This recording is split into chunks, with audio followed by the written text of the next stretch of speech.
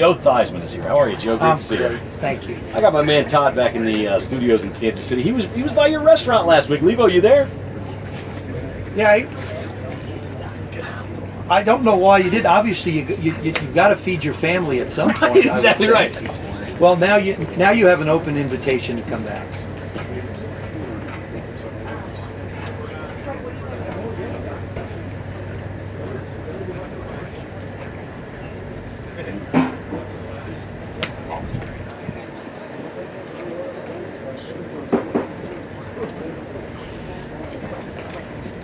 It's a great part of the Washington, D.C. area. There's so many things to see in Washington, just besides all the museums and, of course, the monuments and everything in town and all the different buildings and the seat of our national power. Third hour of the show, rolling right along here from Lake Tahoe at the Edgewood Golf Club. You're right. 368686. My thanks. No, you know, you've got very bright children. I'm very proud. Raised your kids properly. How many restaurants you have now? Just the one in Alexandria. Alexandria? Yeah, we had 6 at one time. We had them all over the Washington, D.C. area, and I actually operated and owned it 100%. Now, my GM, a guy by the name of Vernon Grandgeorge, does a fantastic job with the place, and I have a little bit of it. And if I want something changed, it's sort of nice, even though you have a little of it, it gets done. Is there a specialty? You have a favorite item? Actually, I have, my favorite particular meal is a Spirelli chicken. What we do is we take Spirelli pasta with with chunks of chicken. They're about 3/4 of an inch around, square. And then we take sun-dried tomatoes and Alfredo sauce, a light Alfredo sauce, and mix it all together. That is my favorite, but I'm leaning a little bit more towards now. We have a pistachio-crusted chicken breast that we do. What I've done is we take an asparagus sauce, and I like it comes with different things, but I like it on white rice. And rice by itself can be a little dry, a little bland. So what I'll do is I sort of had them create a cream sauce, an asparagus cream sauce that we use to put over the rice to give it a little texture. You're really into it. Oh yeah, I love food. Are you kidding me? It's food. I love food. Yeah. I just don't. I got to be careful. I don't tell Andy about it. Right, exactly. Andy loves food too. Yeah, exactly right. Yeah, Joe Theismann was. Okay. Yes. Who's coming in? Yeah, because the person who comes in can't do it. Flat out. The person who comes in can't do it. Thanks, Dad. How about that? Thank you, Todd. Appreciate it. You have a favorite article of memorabilia in there? I have actually most of it in my home. Like I have the bags and clubs that John Daly won the British Open with. Really? Yeah, Johnny and I have been friends for a long time, so he gave me that. I have a couple of things from Michael Jordan who played for the Dons. I collected shoes for a while. Really? Guys, I've got all kinds of shoes. Derek Thomas, Deion Sanders.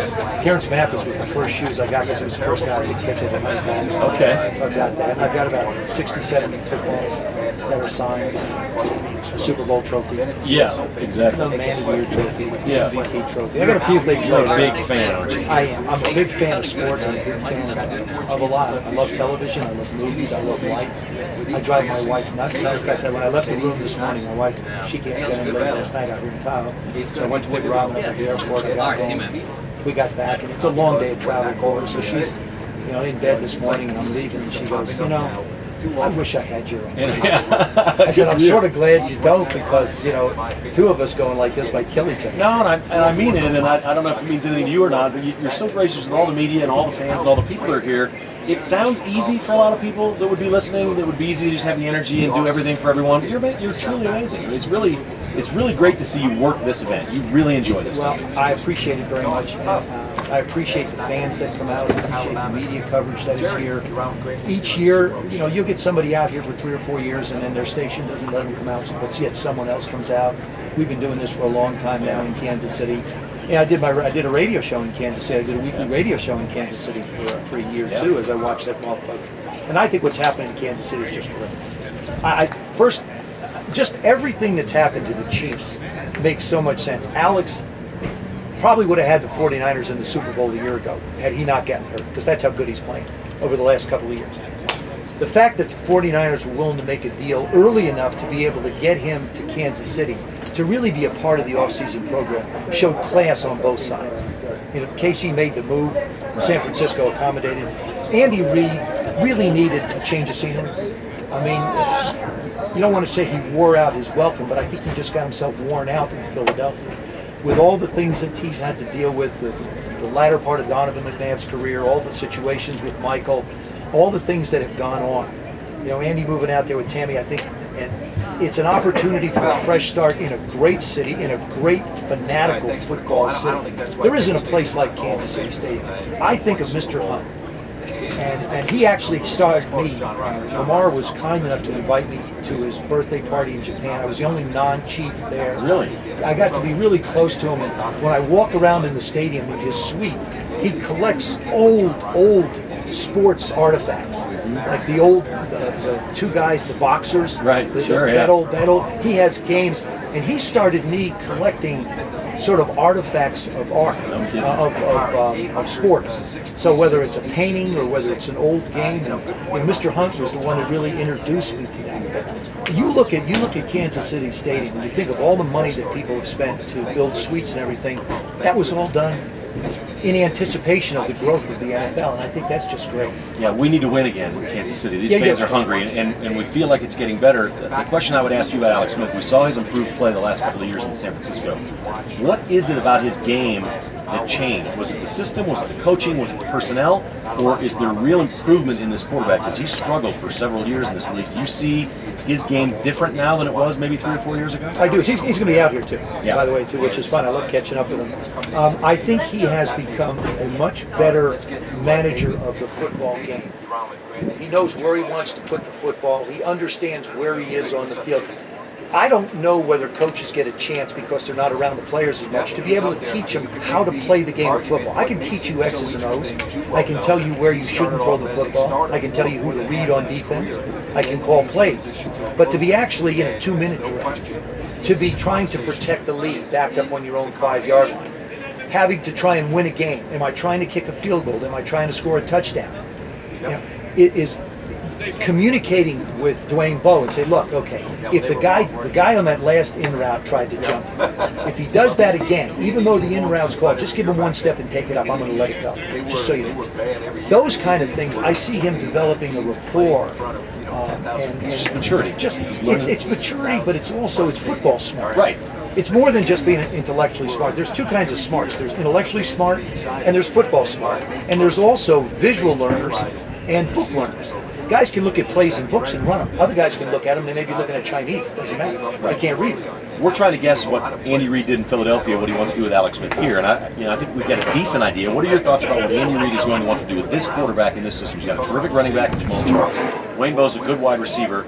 They've got a trio of tight ends, no real star. They're going to try to piece that. We know that Andy loves tight ends, but we don't really have a star there at that position in Kansas City. The offensive line looks good. But what do you think he will try to do offensively? I think a little bit of what Alex did in San Francisco. It's going to start with the running game. Jamal's a heck of a running back, okay? So you've got a top-flight all-pro running back. I think you start with the running game. You start with the running game. I go back to George Allen into the 70s. And really even before that, the way you win in the National Football League is you have to stop the run and you have to be able to run the football. Because everything comes off of that. Think of the Redskins' success. Okay, Alfred Morris, nobody heard of him. He was a replacement in the Senior Bowl. He wasn't even supposed to be there. They brought him in as a fullback, 1,600 yards rushing. Why were the Redskins successful? Because Robert Griffin had 815 yards and Alfred had 1,600. They ran the football. Why were they successful towards the end of the year? They defended the run. So it's going to start with the running game, which Alex is going to be used to. And then it's good, smart decisions throwing the ball down the field. You want to cheat the safeties up, you want to cheat the linebackers up, that's fine. I've got a guy that can get the ball down the field, and I've got people who can go get it. So I think it's going to start with the running game. We're hopeful, I think, at this point that the Chiefs will be the second best team in the division.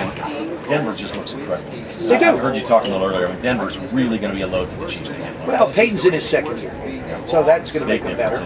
And then Wes Welker, I think, is just a force. Wes has such a great feel for where he wants to be on the football field.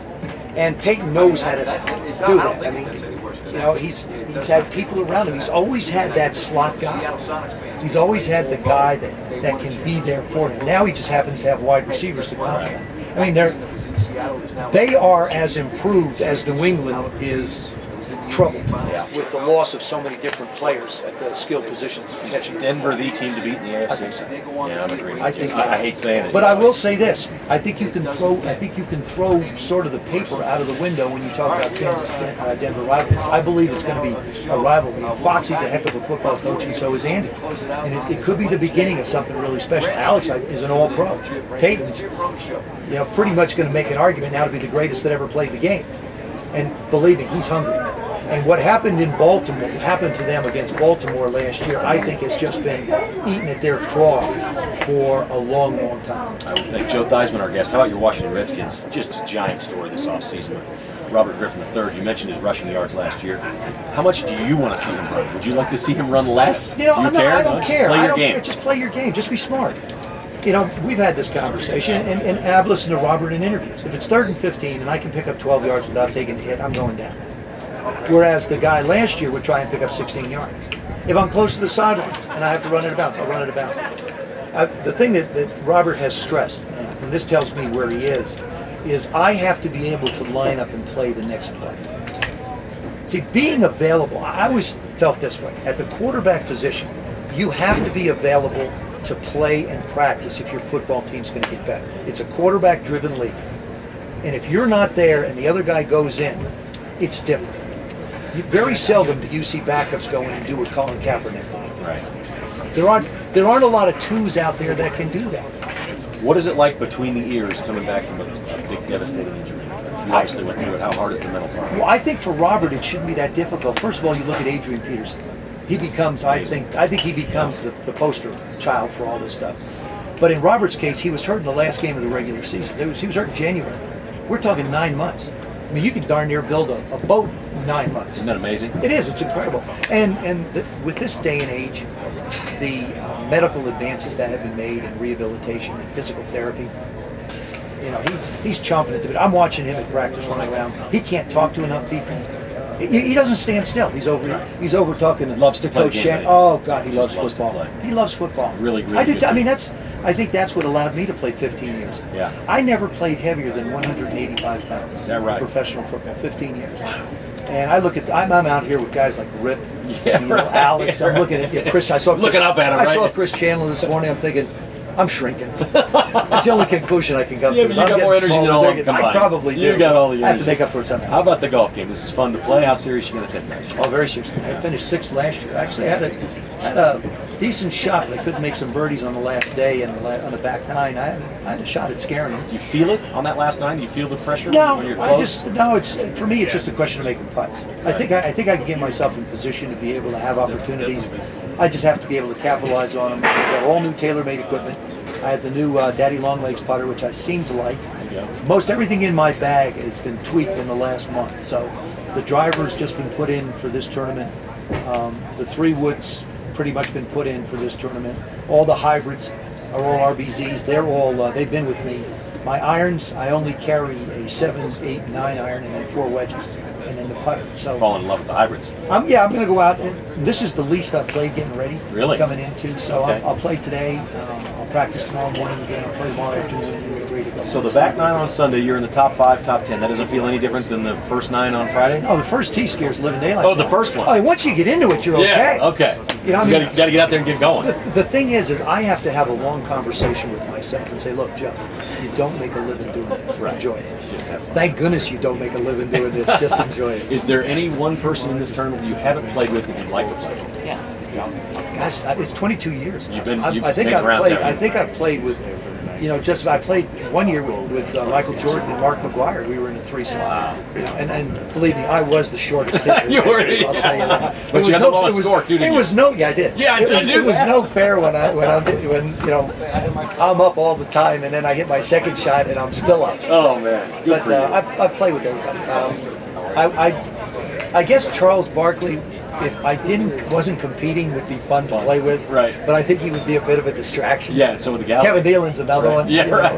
They're Fans guys. are the same way. Well, good luck to you, man. Oh, thanks. Great to see you Great as to always. see you as always. Joe Theismann joining us here on Between the Lines with the American Century Championship in Lake Tahoe. Our coverage is brought to you by Mick.